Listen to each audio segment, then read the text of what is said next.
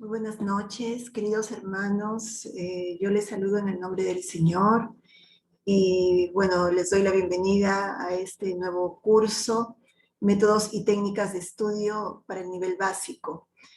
Me complace mucho poder participar en el aprendizaje de este curso tan importante, aunque es bastante práctico y pareciera que como que está un poquito alejado allí, hace una cierta distancia con los temas teológicos propios del seminario. Sin embargo, viene a ser un curso básico justamente para permitir profundizar en el aprendizaje de todo lo que concierne a la teología.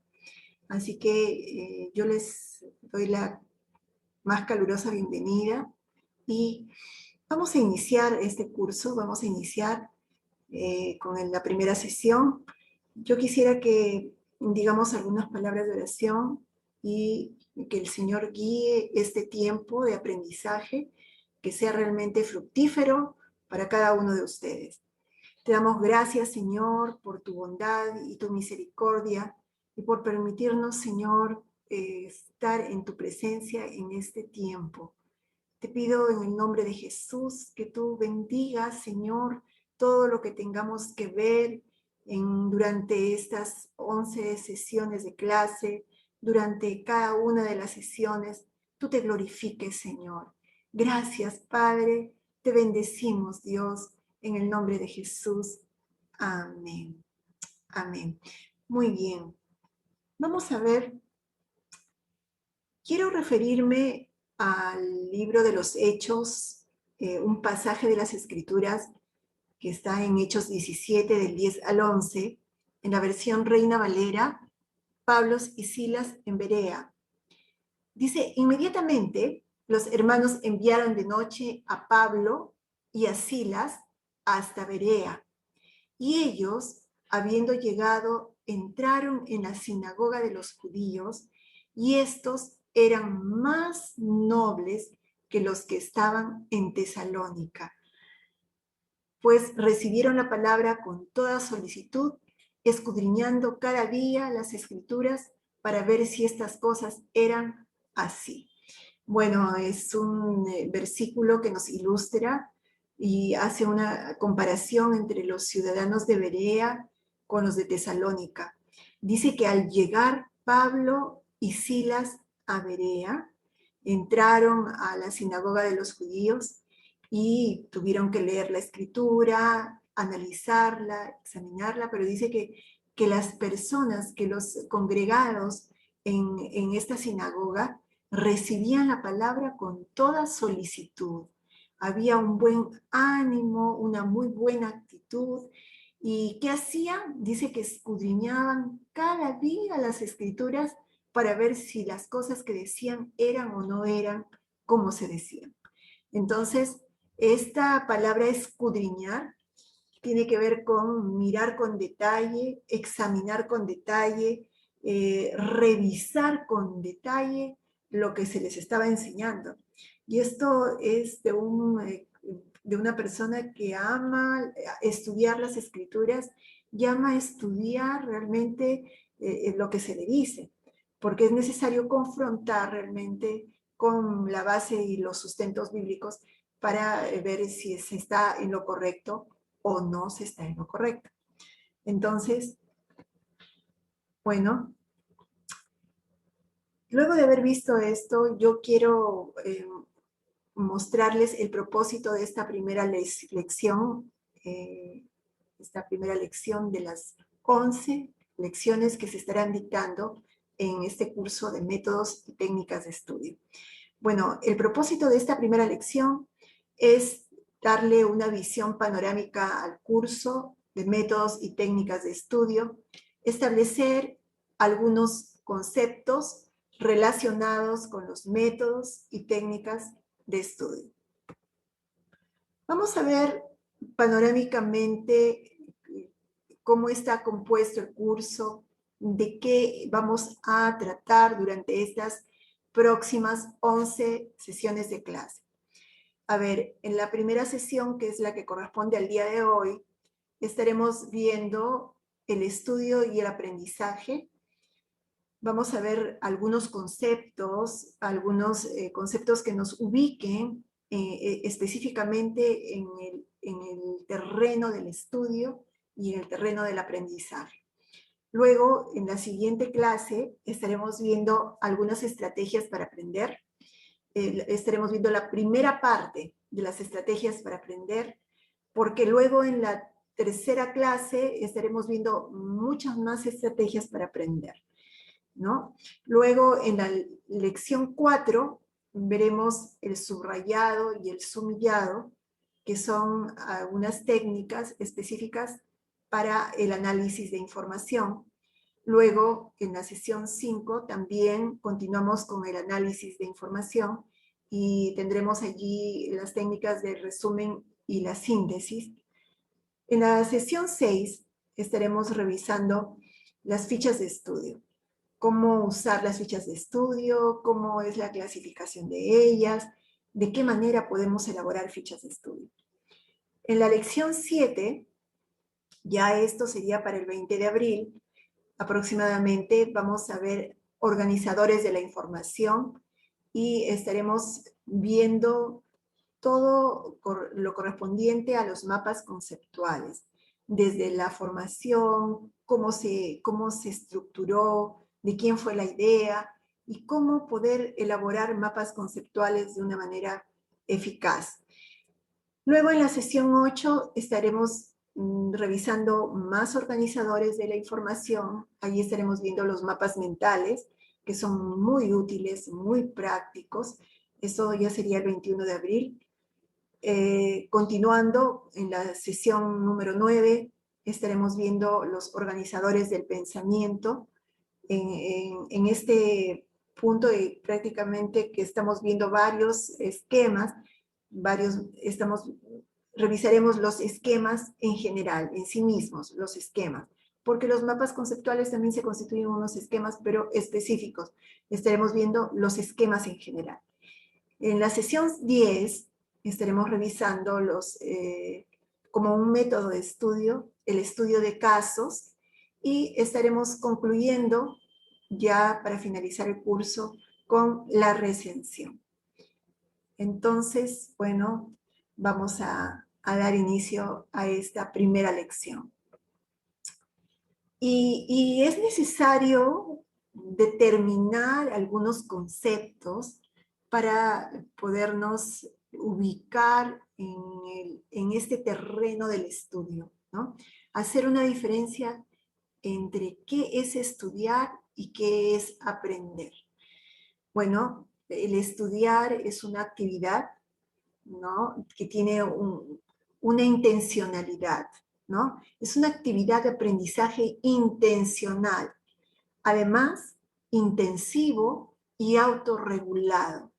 Es intensivo, se requiere que sea intensivo, que sea realmente direccionado, pero que también sea autorregulado, que uno mismo determine el tiempo, la actividad, los parámetros para su realización.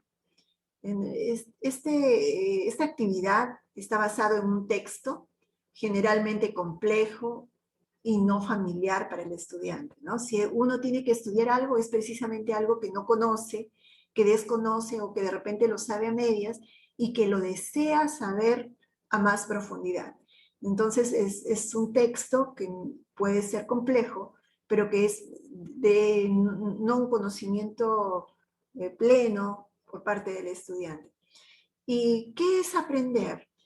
El aprendizaje es un proceso interno en la persona, en los seres humanos. Aprendemos producto de establecer ciertas relaciones, ya sea con personas, ¿no? Por ejemplo, con situaciones, con la vida misma.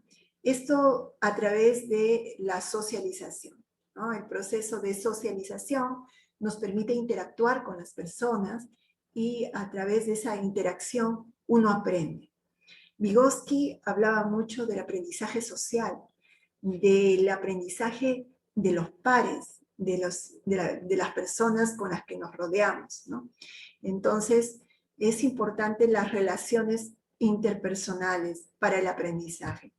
También uno aprende con ideas, información y la cultura, ¿no? Ideas que muchas veces son expuestas en diferentes medios, en los medios masivos de comunicación, en las redes sociales, información que nosotros la tenemos ya bastante a la mano y que ya son parte de la cultura, ¿no? Esta forma se llama culturización.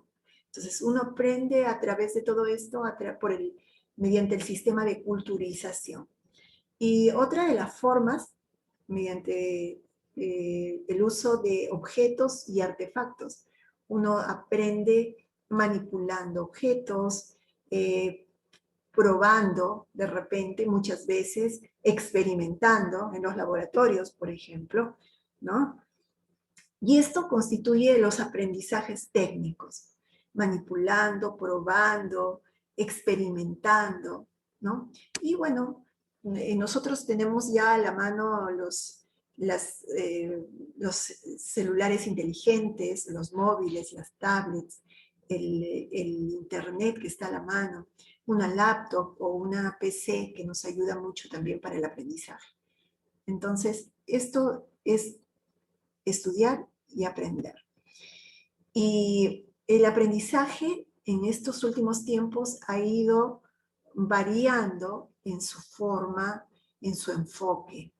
Hemos pasado de un enfoque tradicional, un enfoque basado en la persona que dirigía y que era, digamos, el protagonista en el aprendizaje, en el estudio, en el aprendizaje, era el maestro. Se ha cambiado ahora a un enfoque, bueno, pasó al enfoque constructivista y luego actualmente estamos en el enfoque basado en competencias. Cuando cambió el método tradicional por el enfoque constructivista, cambió el protagonista, ¿no? Y se dijo, no más, el protagonista del aprendizaje es el mismo estudiante. Basta ya de considerarlo como un aprendizaje bancario donde solamente se depositan los conocimientos y él es capaz de replicar los conocimientos solamente. No, basta allí, hasta allí llegó y se inició una nueva etapa con el enfoque constructivista, donde los exponentes Ausubel, Brunner, Vygotsky, decían, no, el protagonista del aprendizaje es el mismo estudiante. Él tiene que construir su aprendizaje, él tiene que descubrir, él tiene que relacionar lo que está aprendiendo, lo nuevo por aprender, con lo que ya sabe, con lo que ya ha recorrido, con el camino recorrido. Y es el enfoque constructivista. Luego pasamos a esta etapa, a esta nueva era, donde todos los países a nivel internacional estamos con un enfoque de aprendizaje por competencias. ¿Y en qué consiste este enfoque? Bueno, la competencia es digamos, la facultad, es el conjunto de conocimientos, de habilidades y de actitudes y valores, ¿no? Aquí estamos, conocimientos. No solamente se sabe el qué de las cosas, no solamente nos quedamos con el saber qué, sino que se va pasos más allá, ¿no? También es necesario y es importante saber hacer, ser capaz de hacer, no solo quedarnos en el conocer que las cosas son de tal o cual manera, sino es necesario hacer. Y esto tiene que ver con las habilidades, habilidades diversas, ¿no? En relación al conocimiento. Y luego, no solamente se queda uno con la habilidad del saber hacer, sino el cómo es que se van a hacer las cosas. Y aquí cuentan las actitudes y valores, ¿no?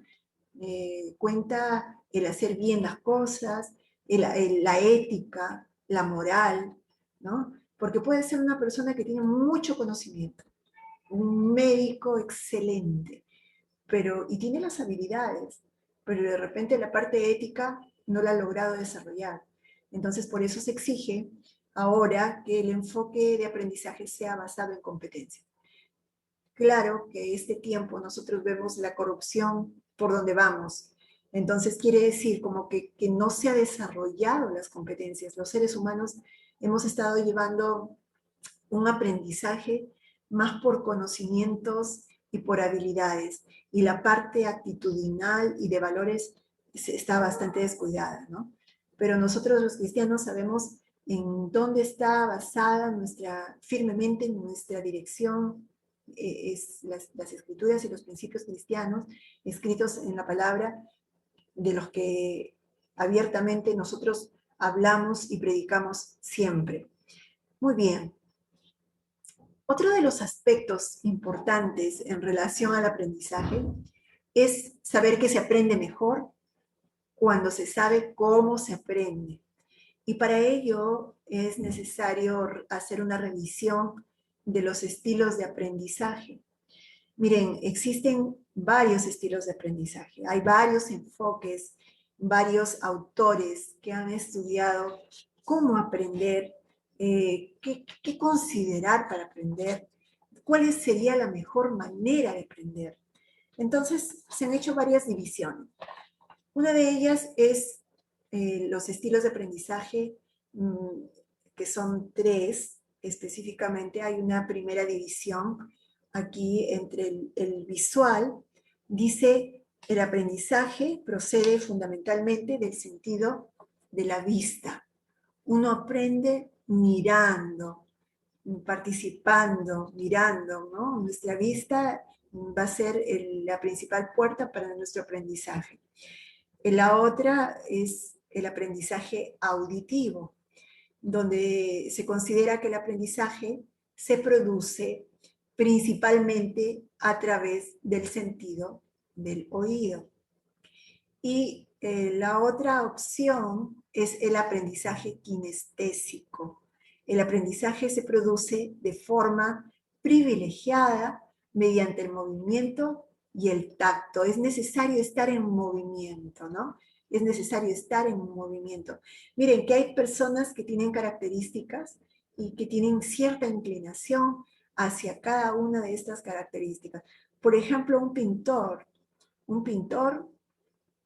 que gusta de llenar el lienzo de colores, pues tiene que desarrollar mucho el primer aprendizaje, que es el visual. En el caso de repente de los músicos, de repente de las personas que aman la música, la danza, los idiomas, ¿no? Los idiomas, el lenguaje, la comunicación, tendrán que hacer uso de su aprendizaje auditivo, ¿no? Tener esa característica de fijarse, ¿no? En los sonidos, en los detalles a través del sentido del oído. Y el aprendizaje kinestésico, aquel que gusta mucho del movimiento, ¿no? Y hace las cosas en movimiento. Ahí están también los deportistas. Muchas de las actividades se desarrollan a través del aprendizaje kinestésico, ¿no?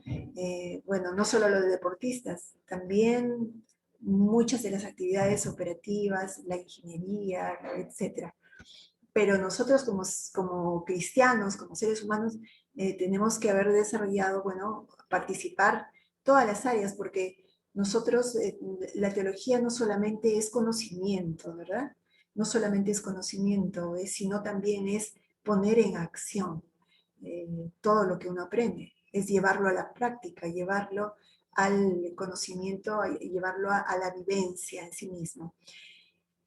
Otro de los enfoques de los estilos de aprendizaje, bueno, estamos acá, seguimos con acá hay una pirámide, observemos, esta pirámide nos expresa el porcentaje en el que uno aprende cuando usa algunas de estas capacidades, ¿no? Tanto la visual, auditiva o kinestésica, o combinando ambas, ¿no? O dos o tres.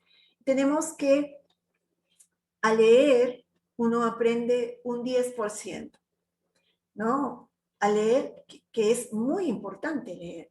La verdad que es una de las formas más usadas para poder aprender, es la lectura, ¿no? Pero no solamente la lectura, vamos a ver luego, más adelante, técnicas que nos van a ayudar a aprender con lectura. Entonces, leyendo solamente se aprende un 10%. Oyendo ya se va aprendiendo un poquito más, ya es un 20%.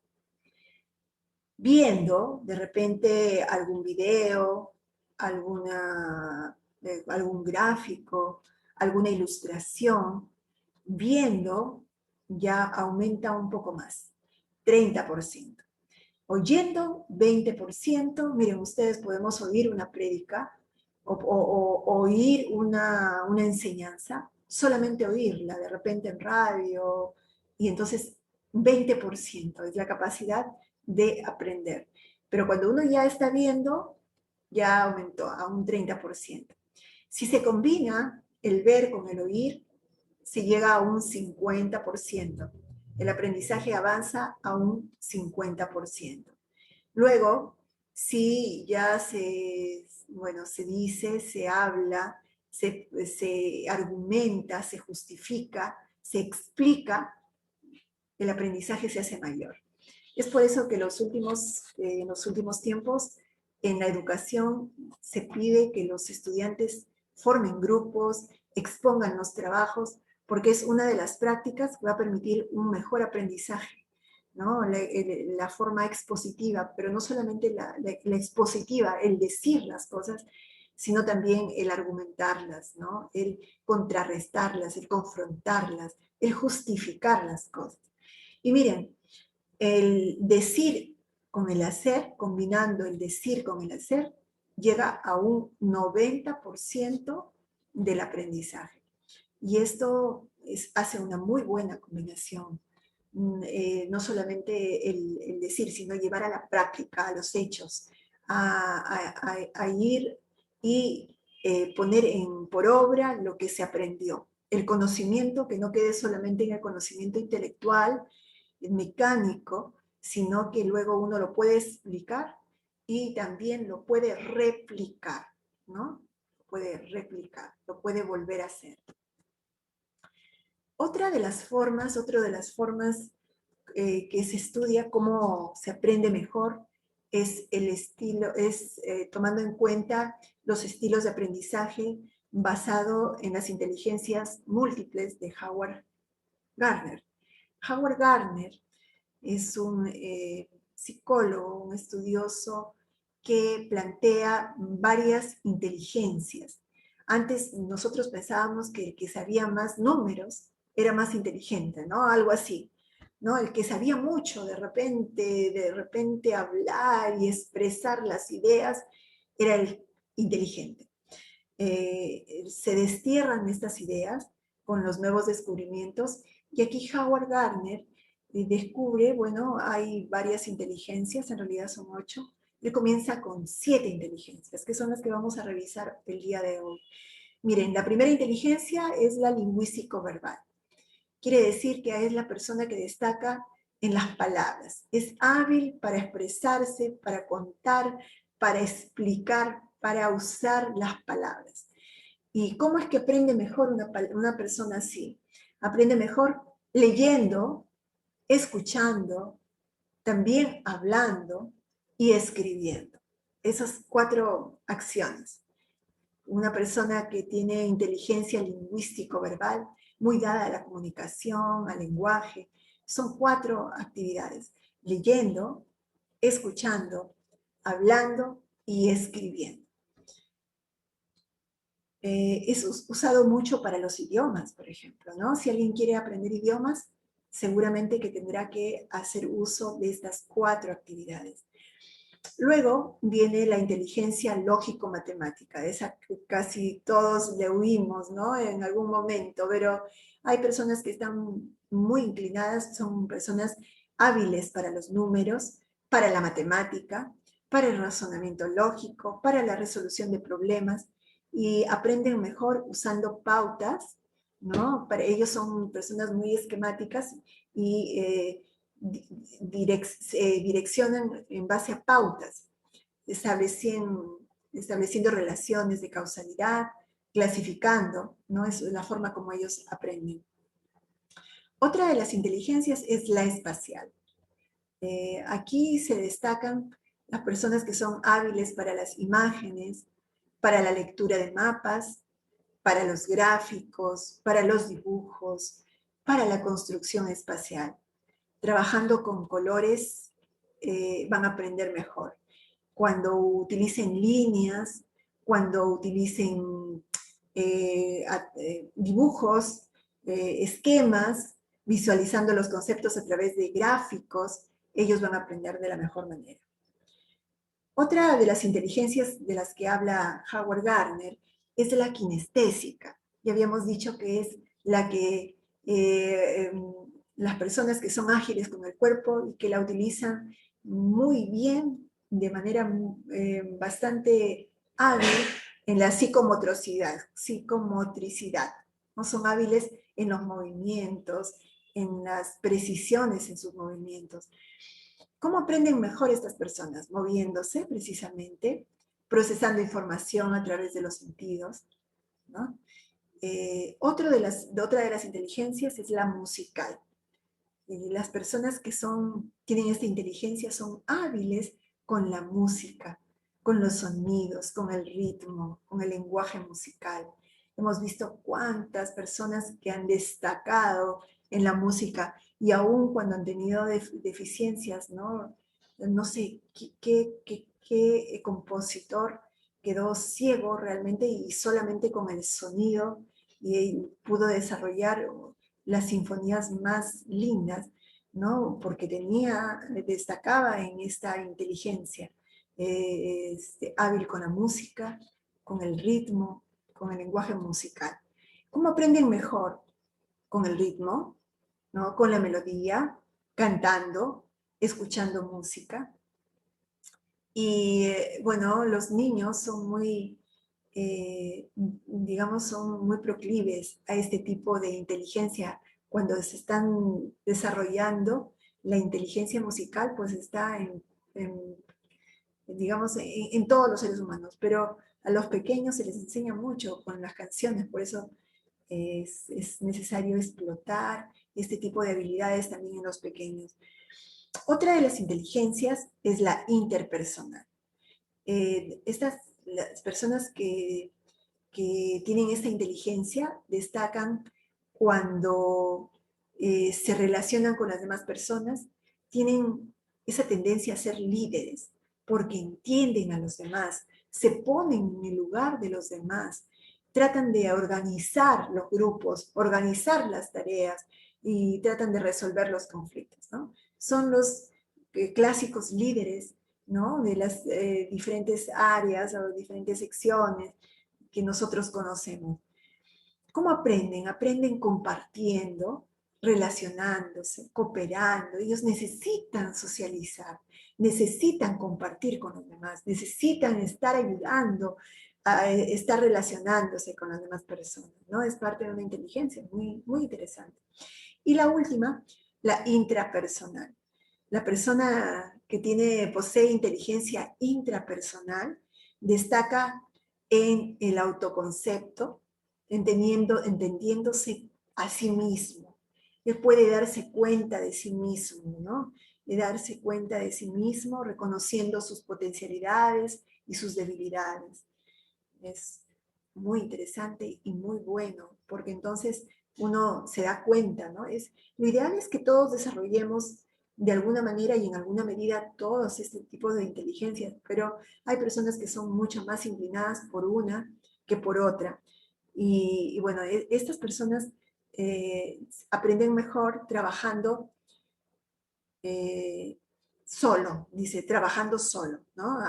Siguiendo su propio ritmo, teniendo espacios de reflexión. Esa es la forma como Howard Gardner establece los diferentes tipos de inteligencia, cómo presenta las diferentes características y cómo cada quien aprende de una manera diferente.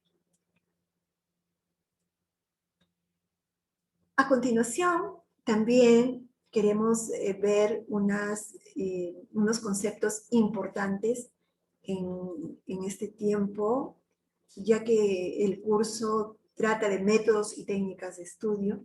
Queremos hacer una discriminación un poco de algunos términos, ¿no? Porque de acuerdo a un enfoque se va a poder ver un método, una estrategia, una técnica y un procedimiento. Y hemos visto que el enfoque es el nivel en el que se especifican los supuestos y las creencias sobre un determinado tema. En educación, actualmente hay varios enfoques, ¿no? Varios los voy a mencionar. Por ejemplo, está actualmente en vigencia el enfoque de derechos, ¿no? Donde se pone al ser humano, ¿no? Que es partícipe, el ser humano, el ciudadano, tiene derechos, dice que se le cumplan sus derechos, ¿no? Claro, también tenemos deberes, pero el enfoque basado en derechos, ¿sí? En el reclamo y en el poner por obra, digamos que la letra no quede muerta, sino que esté en evidencia y que se vivan los derechos, ¿no? Los derechos a favor de los seres humanos. Otro de los enfoques también es el enfoque ambientalista, que busca el desarrollo del medio ambiente, pero no solamente el desarrollo tal cual, sino que sea un desarrollo sostenible en el tiempo. Ese es el enfoque ambientalista. También hay el enfoque de igualdad de género, que es el que nosotros hemos visto cómo ha ido avanzando en los tiempos y cómo es que,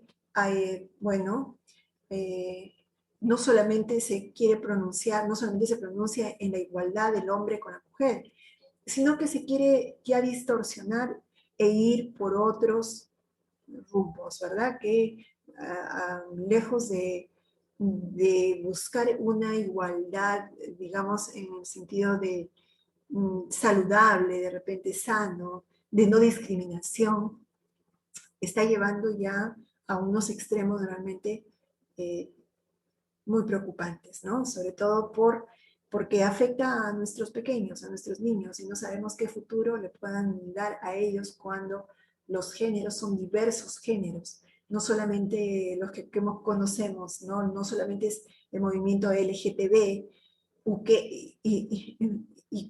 Q, ¿no? ¿No? Sino son muchos más géneros, creo que están por los 100 géneros o algo más. Entonces, todos estos enfoques están en boga hoy día y se manifiestan en todo lo que es el aparato educativo, en todo lo que tiene que ver con el aprendizaje. Bueno, hay otros más también. Hay también, por ejemplo, el enfoque de la inclusividad, donde se busca que aquellas personas con habilidades diferentes puedan tener opciones y acceso a un aprendizaje y a una educación. Ahí hay otro también, por ejemplo, el enfoque intercultural. Son enfoques que se trabajan en educación, ¿no? Buscando que todos podamos ser parte de una comunidad donde haya una libertad y una democracia. Así está planteado. Entonces, en el enfoque intercultural, por ejemplo, también trata de aceptar a las diferentes culturas, aceptar, no rechazar, no discriminar. Muy bien, aquí esto en relación a los enfoques, y hay muchos más, ¿no? Si habláramos del enfoque del aprendizaje en sí mismo, estamos hablando de un enfoque basado en competencias, ¿no? Ahora estamos buscando que las personas desarrollen, sean competentes, competentes en todos los sentidos, en todo el sentido de la palabra. Bueno, tenemos aquí algunos conceptos, algunas definiciones, perdón, sí, conceptos, de lo que es método, estrategia, técnica y procedimiento. Y bueno, el método es el nivel en que se pone en práctica la teoría, pero viene a ser el camino largo, completo, que nos va a llegar a la meta, ¿no? Nos va a permitir llegar a la meta, al objetivo, al punto objetivo que se quiere lograr en el aprendizaje. La estrategia viene a ser también el nivel en que se pone en práctica la teoría, pero ya de una manera más específica, la estrategia. La estrategia tiene procedimientos. Los procedimientos es la descripción de cómo cada uno de la serie de tareas o teorías se van a llevar a cabo, cuándo se va a realizar y por quién se va a realizar. Digamos que vienen a ser el conjunto de actividades detalladas. Y la técnica hace referencia a las herramientas que se utilizan para hacer llegar el conocimiento. Entonces, es para poder diferenciar. A ver, yo tenía un ejemplo por aquí. Por ejemplo, supongamos que querramos proponer que los estudiantes, supongamos, ¿no? Que los estudiantes lleguen a la capacidad de relatar y vivenciar la parábola del buen samaritano, por ejemplo, ¿no? Supongamos que sea esa la actividad basado en un enfoque de repente intercultural, ¿no? Queremos lograr que las personas puedan aceptar a todos sin hacer ninguna discriminación. Ya está, el enfoque intercultural. Y queremos que los estudiantes describan o relaten y vivencien la parábola del buen samaritano, por ejemplo. Entonces, ahí yo puedo proponer un método, ¿no es cierto? Una estrategia o estrategias técnicas y procedimientos. Por ejemplo, bueno, el método ya habíamos visto que es el largo camino que me va a llevar a la meta. Entonces yo puedo decir el método que voy a utilizar aquí es el método sintético, analítico, de repente analítico y vivencial, ¿no? Analítico, sintético y vivencial, por decir, ¿no? Entonces, ese va a ser el método, explícitamente. Ahora, para este método, ya que estoy usando el método analítico sintético, voy a ver qué estrategias voy a usar. De repente voy a hacer uso del análisis de la información. Y si deseo vivenciar, de repente podré usar el trabajo colaborativo, el trabajo en grupos. Entonces, esas son las estrategias, ¿no? Las estrategias para poder lograr el objetivo. Entonces, siendo el método analítico, sintético y vivencial, entonces planteo como estrategia de trabajo el trabajo colaborativo y también pues el análisis de contenidos, ¿no? Como estrategia. Y vamos a las técnicas. De repente para analizar el contenido de la parábola, porque nos estamos enfocando en la parábola del buen samaritano, tenemos como técnicas de repente allí para poder analizar y sintetizar, ¿no? De repente el sumillado, el subrayado, ¿no? O de repente el resumen, ¿no? Son técnicas que podríamos usar en nuestra actividad. O también de repente la dramatización, ¿no? Como técnica podemos hacer uso de la dramatización. Y si deseáramos de repente poder plantear más tareas, vamos a relatarlo como procedimientos. O sea, detallamos específicamente qué pasos vamos a cumplir para poder lograr el aprendizaje. Lo que se quería lograr es el relato y la vivencia de la parábola del buen samaritano. Entonces, podría ser acá, relatamos todo, bueno, nos reunimos en grupo, formamos grupos, leemos pausadamente la parábola, subrayamos los verbos y las ideas principales, llegamos a una conclusión, a un resumen, y luego de repente nos reunimos y adquirimos de repente víveres, y compartimos con las personas de repente que hemos visto en necesidad o alguna persona que está en necesidad. Yo sé que en un tiempo de pandemia no lo podemos hacer mucho, pero si quisiéramos nosotros vivenciarlo, ¿no es cierto?, de manera presencial, pudiéramos nosotros actuarlo, vivirlo, ¿no?, llevarlo a la práctica. Esto como ejemplo de lo que es el enfoque, método, estrategia, técnica y procedimiento.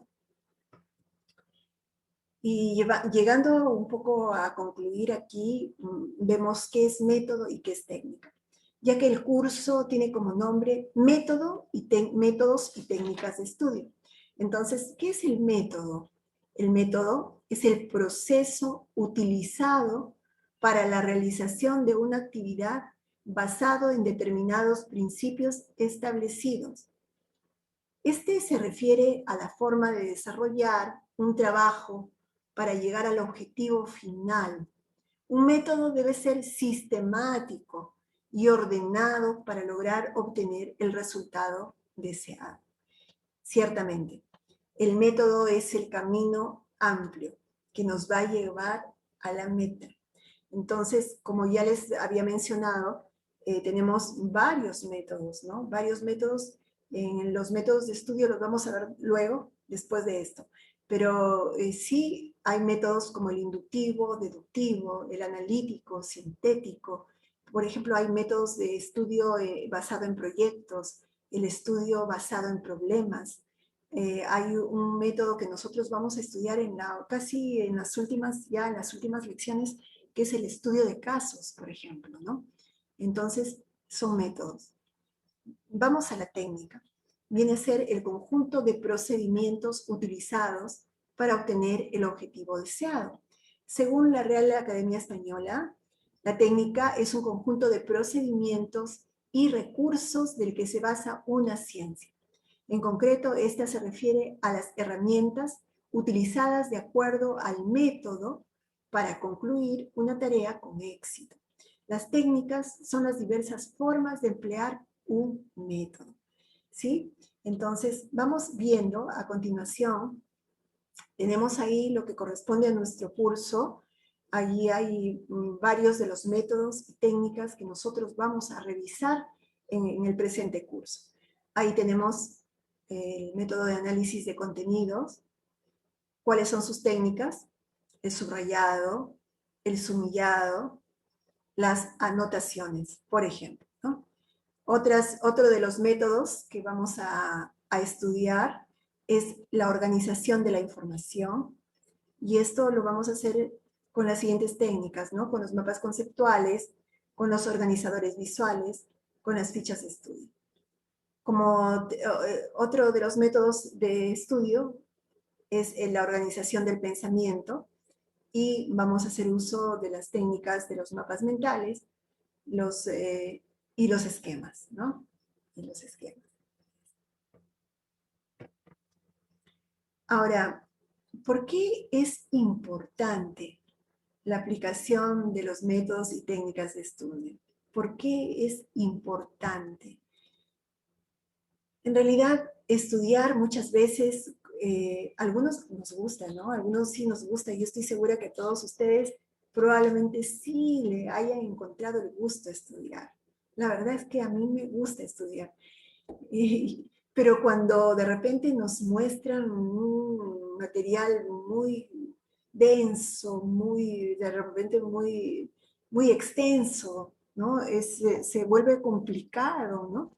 Se vuelve complicado y luego decimos, ¡ay, no, qué trabajo! Pero es importante, miren ustedes, es importante que hagamos la revisión de estos métodos y técnicas que nos va a ayudar, nos va a favorecer en el aprendizaje. ¿Por qué son importantes? Porque justamente nos va a permitir organizar el estudio, ¿no? Ya si tenemos la técnica y si tenemos los métodos y tenemos la técnica específica, ya no, nos va a parecer tan imposible, tan difícil, ¿no? Tan inalcanzable, decir, ay, tengo que leer todo esto, y cómo lo hago, y qué voy a hacer, y no puedo, yo siento que no puedo. Miren, todo parte de la buena actitud. todo parte de la buena actitud. Entonces, eso favorece la buena actitud, que la vamos a hablar después. No quiero adelantarme.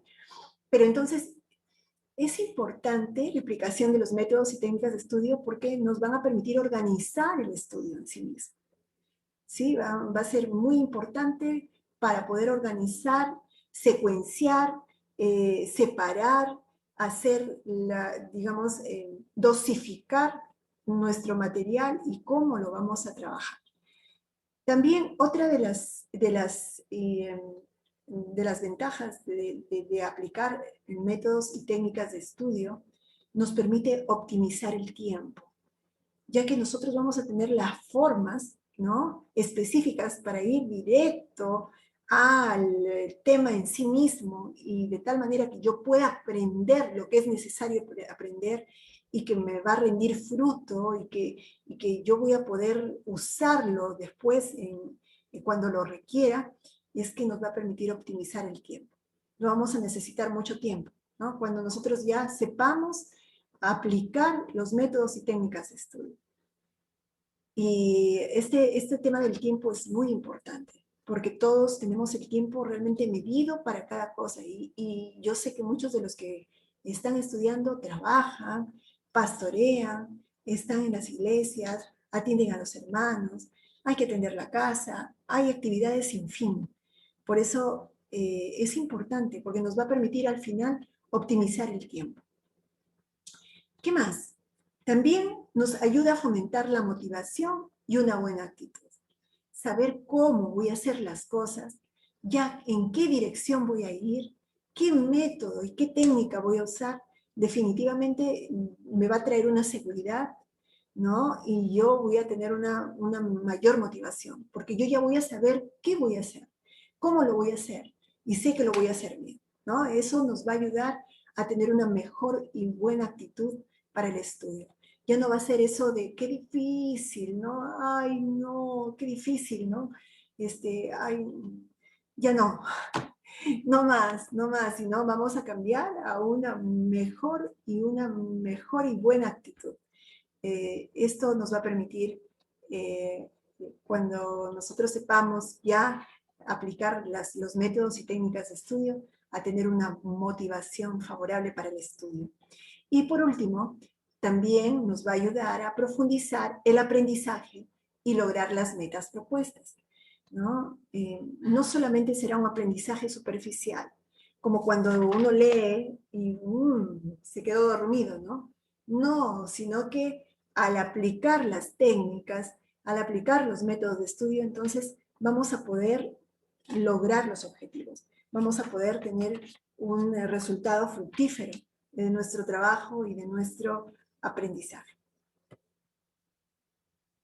Y es importante también hacer una revisión de algunos hábitos y condiciones para el estudio. Hay hábitos, los hábitos, todos sabemos que los hábitos son comportamientos rutinarios que pueden ser modificados favorablemente. Miren, está comprobado que un hábito se mejora o se adquiere, digamos, ¿no? O sea, uno adquiere un buen hábito después de 21 días, de 21 a 66 días de una persistente práctica, ¿no? Perseverante práctica, uno logra adquirir un buen hábito. Entonces, si uno ha tenido hábitos no adecuados en relación al estudio, ¿no? Es importante crear hábitos, determinar tiempos. Por ejemplo, si yo sé que todos ustedes van a tener materias y cursos diferentes, entonces tomar un tiempo, ¿no? Un determinado tiempo para hacer el hábito de la lectura, del estudio, de la revisión del material y no dejar todo acumulado, sino hacer cada día lo que corresponde hacer y tomar en cuenta pues, los métodos y técnicas aprendidos. Entonces, es importante tomar hábitos. También es importante las condiciones personales. Una persona que tiene una buena salud física, mental, emocional, afectivo y social, sin duda va a tener mejor fruto al estudiar, ¿no? Una persona que se desvela de repente, ¿no? Se desvela toda una noche tras noche, no va a estar en buenas condiciones físicas. Es mejor tomar un buen descanso y hacer las cosas dosificadas, ¿no? Es necesario estar bien alimentado, ¿no? Yo a mis estudiantes les decía siempre la recomendación, bueno, un buen chilcano de repente, o el caldo de habas, que muchos jóvenes casi ya no lo consumen, ¿no? No consumen, no se sabe lo que corresponde, los sustanciosos que son a muchas de varias de nuestras comidas, ¿no? Entonces, es importante la alimentación, es importante hacer deporte, es importante tener una buena salud física, mental y emocional. Y claro, cómo no, espiritual, porque estando en paz con Dios, créanme que el Espíritu Santo nos ayuda. Él nos abre el entendimiento, Él guía nuestro aprendizaje, Él nos dirige por qué camino seguir. Claro que los métodos y las técnicas ayudan, pero sobre todo el Señor nos ayuda en la aplicación de lo que tengamos que hacer. Bueno, también es importante tomar las condiciones ambientales, ¿no? Disponer de un lugar para estudiar, un lugar que tenga una iluminación, disponer de un horario específico, ¿no? Destinado para el estudio. Y bueno, esto yo les digo, porque cuando hay ruido de repente molesto en la casa, a una determinada hora donde están todos conversando y todos caminando en casa, ahora que estamos en pandemia, es complicado. Por eso es necesario determinar el horario, el lugar, y que haya una buena iluminación para poder nosotros manejar el material, leer, revisarlo, analizarlo, ¿no? Revisarlo al milímetro, ¿no? Y se necesita las condiciones ambientales adecuadas. Y también las condiciones temporales. Dice, el tiempo discurre independientemente de nuestra voluntad, así que es necesario planificarlo. Es necesario planificar nuestros tiempos. El tiempo es oro, hermanos. El tiempo se evapora más rápido que inmediatamente. No sé por qué, pero será por las muchas actividades que tenemos en estos últimos años, en estas últimas épocas, ¿no? Y además por la forma como estamos nosotros trabajando ahora, en la forma remota, hacemos muchas cosas en casa, ¿no? Por eso es necesario determinar tiempos para el estudio, tiempos para estudiar sus materias, determinar horarios, hermanos. Ustedes tienen su horario de lunes a domingo, de domingo a sábado, y de domingo a sábado ya saben qué actividades las tienen como fijas para el trabajo, para la iglesia, para las reuniones, para las actividades en casa. Entonces, es bueno determinar y separar tiempos específicos para estudiar, ¿no? Para estudiar, para leer, para indagar, para profundizar, no solo quedándonos con lo que se nos dijo en el seminario o de repente, ¿no? En la clase grabada, sino buscando de repente mucho más allá en las diferentes fuentes que pudiéramos nosotros indagar. Bueno, ya aquí están algunas otras condiciones para el estudio. Ya habíamos hablado de las condiciones físicas, la buena salud, la alimentación sana, el hacer deporte, el descanso suficiente, la recreación, ¿no? Todo esto es importante, nos da una buena salud física. En cuanto a las condiciones mentales y emocionales, es importante la motivación, y la motivación parte también, está ligado a una fuerza de voluntad. Es decir, yo lo hago y sí lo hago y lo hago y lo tengo que hacer, ¿no? Y aunque de repente no haya quien nos motive, puede ser que no haya quien nos motive mucho, nosotros mismos tenemos que motivarnos, ¿no? Con el Señor, Señor, yo lo hago por ti, tú me ayudas, Señor, y yo lo hago y yo sí lo puedo, porque todo lo puedo en Cristo que me fortalece, ¿no? Y para gloria y honra de tu nombre, Señor. Voy a ser la mejor, voy a ser el mejor estudiante. Y bueno, eso para motivarnos, pero también organizarnos. Es importante la organización, sistematizar lo que tenemos que hacer, organizar el trabajo, sistematizar. Eso va a favorecer también la concentración, va a favorecer la actitud activa, va a favorecer la comprensión, va a favorecer el hecho de que nosotros podamos luego replicarlo, repetirlo, ¿no? Entonces, tener una buena condición mental, emocional, va a favorecer el estudio.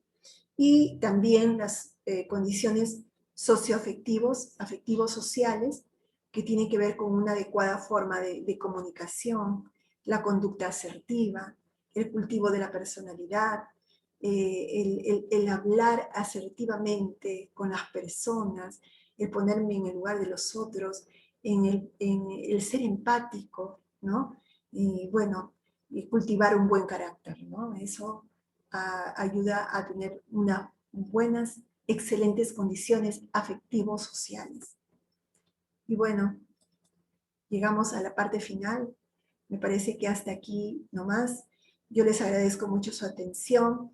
Hay una tarea que va a quedar grabada en el foro para que ustedes lo puedan contestar y puedan también hacer un comentario a dos de sus compañeros. Sí, respecto justamente a los métodos de estudio, a las técnicas de estudio, ¿por qué es importante estudiar? ¿Por qué es importante? ¿Qué expectativas tienen ustedes de este curso? Ya yo lo voy a colgar en el foro. Yo espero que todo esto haya sido de bendición para ustedes. Muchas gracias por su atención en esta primera sesión. Dios les bendiga ricamente, hermanos. Bendiciones con todos.